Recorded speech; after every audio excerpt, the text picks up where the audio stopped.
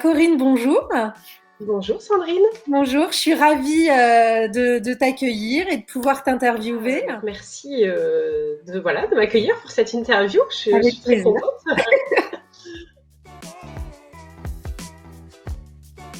J'ai été amenée à faire un parcours de développement personnel avec différentes techniques.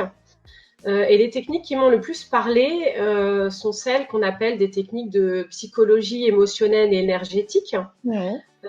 Voilà, donc pour en citer quelques-unes, j'ai fait de la kinésiologie, j'ai fait de l'axiothérapie, j'ai fait des soins énergétiques avec une magnétiseuse, si on peut les appeler comme ça, ou une guérisseuse. Ouais. Et j'ai surtout découvert le Reiki à une période de ma vie qui était un petit peu compliquée pour moi au niveau personnel.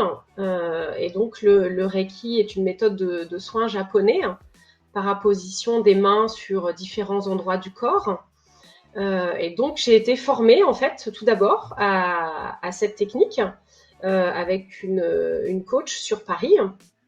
Et au départ, je l'ai vraiment utilisée pour moi. Vraiment qu'à titre personnel.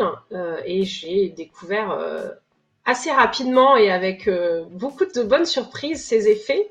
Ouais. Donc, notamment, le principal effet, c'est que ça libère toutes les énergies bloquées dans notre corps.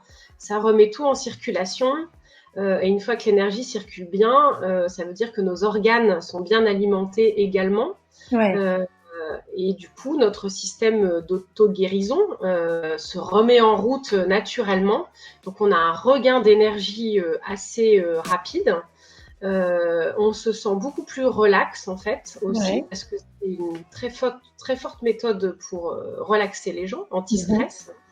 Et puis plus en amont, ça permet vraiment de débloquer des blocages profonds qui sont là depuis longtemps, sans que ce soit invasif pour la personne. Tout se fait en douceur en fait.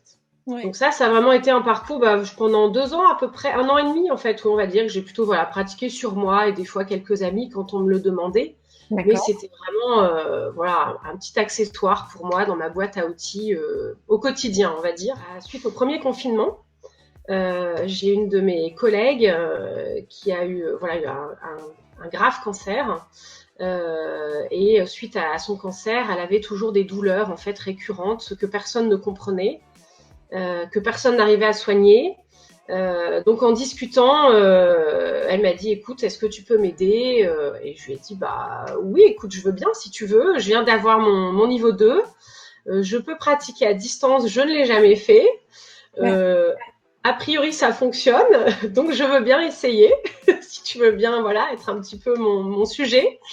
Et et je lui ai fait du Reiki à distance, et elle a plus rien du tout en fait aujourd'hui. Incroyable. Ces douleurs ont complètement disparu, et c'est là que je me suis dit, c'est vraiment, j'ai cette capacité de soins à distance également, donc Et à c'est quand même distance, c'est pas négligeable, hein, pas vraiment. négligeable. Et je peux pas garder ça pour moi en fait. C'est dommage, il y a tellement de gens qui en ont besoin, qui connaissent ou qui ne connaissent pas la méthode.